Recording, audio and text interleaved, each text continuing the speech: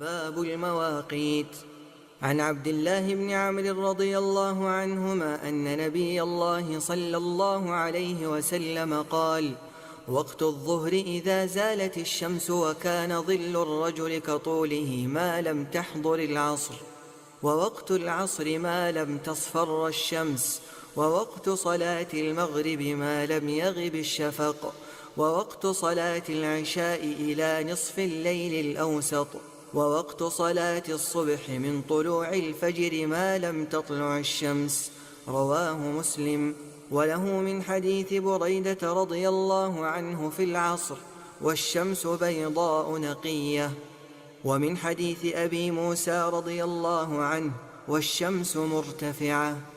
وعن أبي برزة الأسلمي رضي الله عنه قال: كان رسول الله صلى الله عليه وسلم يصلي العصر ثم يرجع أحدنا إلى رحله في أقصى المدينة والشمس حية، وكان يستحب أن يؤخر من العشاء، وكان يكره النوم قبلها والحديث بعدها، وكان ينفتل من صلاة الغداة حين يعرف الرجل جليسه، وكان يقرأ بالستين إلى 100. متفق عليه.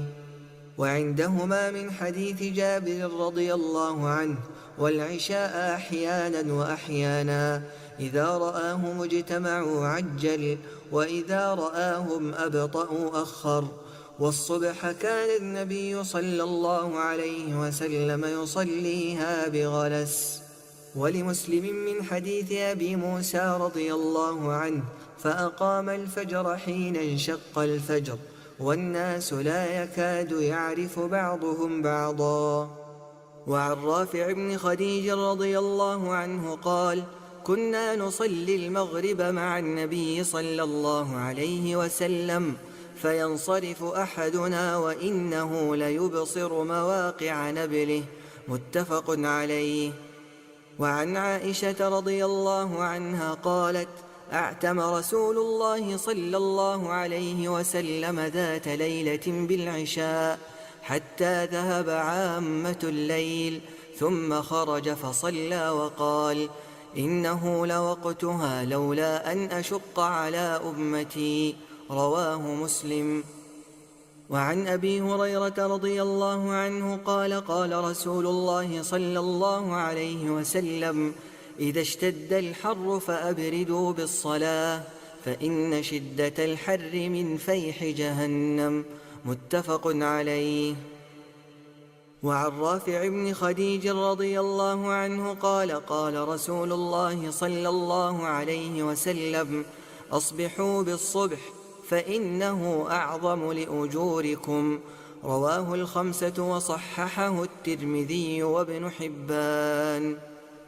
وعن أبي هريرة رضي الله عنه أن رسول الله صلى الله عليه وسلم قال: من أدرك من الصبح ركعة قبل أن تطلع الشمس فقد أدرك الصبح، ومن أدرك ركعة من العصر قبل أن تغرب الشمس فقد أدرك العصر. متفق عليه. ولمسلم عن عائشة رضي الله عنها نحوه وقال: سجدة بدل ركعة، ثم قال: والسجدة إنما هي الركعة. وعن أبي سعيد الخدري رضي الله عنه قال: سمعت رسول الله صلى الله عليه وسلم يقول: لا صلاة بعد الصبح حتى تطلع الشمس، ولا صلاة بعد العصر حتى تغيب الشمس. متفق عليه. ولفظ مسلم: لا صلاة بعد صلاة الفجر. وله عن عقبة بن عامر رضي الله عنه: 3 ساعات كان رسول الله صلى الله عليه وسلم ينهانا أن نصلي فيهن وأن نقبر فيهن موتانا: حين تطلع الشمس بازغة حتى ترتفع، وحين يقوم قائم الظهيرة حتى تزول الشمس، وحين تتضيف الشمس للغروب. والحكم الثاني عند الشافعي من حديث أبي هريرة رضي الله عنه بسند ضعيف، وزاد: إلا يوم الجمعة. وكذا لأبي داود عن أبي قتادة رضي الله عنه نحوه. وعن جبير بن مطعم رضي الله عنه قال قال رسول الله صلى الله عليه وسلم: يا بني عبد مناف، لا تمنعوا أحدا طاف بهذا البيت وصلى أية ساعة شاء من ليل أو نهار. رواه الخمسة وصححه الترمذي وابن حبان. وعن ابن عمر رضي الله عنهما عن النبي صلى الله عليه وسلم قال: الشفق الحمرة. رواه الدارقطني وصحح ابن خزيمة وغيره وقفه. وعن ابن عباس رضي الله عنهما قال قال رسول الله صلى الله عليه وسلم: الفجر فجران: فجر يحرم فيه الطعام وتحل فيه الصلاة، وفجر تحرم فيه الصلاة أي صلاة الصبح ويحل فيه الطعام. رواه ابن خزيمة والحاكم وصححاه. وللحاكم في حديث جابر رضي الله عنه نحوه، وزاد في الذي يحرم الطعام: إنه يذهب مستطيلا في الأفق، وفي الآخر: إنه كذنب السرحان. وعن ابن مسعود رضي الله عنه قال قال رسول الله صلى الله عليه وسلم: أفضل الأعمال الصلاة في أول وقتها. رواه الترمذي والحاكم وصححاه، وأصله في الصحيحين. وعن أبي محذورة رضي الله عنه أن النبي صلى الله عليه وسلم قال: أول الوقت رضوان الله، وأوسطه رحمة الله، وآخره عفو الله.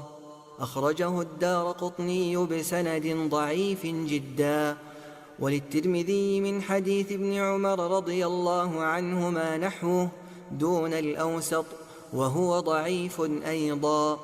وعن ابن عمر رضي الله عنهما أن رسول الله صلى الله عليه وسلم قال: لا صلاة بعد الفجر إلا سجدتين. أخرجه الخمسة إلا النسائي.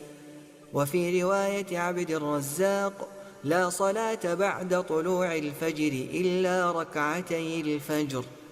ومثله للدارقطني عن ابن عمرو بن العاص رضي الله عنهما. وعن أم سلمة رضي الله عنها قالت: صلى رسول الله صلى الله عليه وسلم العصر، ثم دخل بيتي فصلى ركعتين، فسألته فقال: شغلت عن ركعتين بعد الظهر فصليتهما الآن. قلت: أفنقضيهما إذا فاتتنا؟ قال: لا. أخرجه أحمد. ولأبي داود عن عائشة رضي الله عنها بمعناه.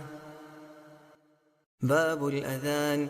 عن عبد الله بن زيد بن عبد ربه رضي الله عنه قال: ومثله للدارقطني عن ابن عمرو بن العاص رضي الله عنهما.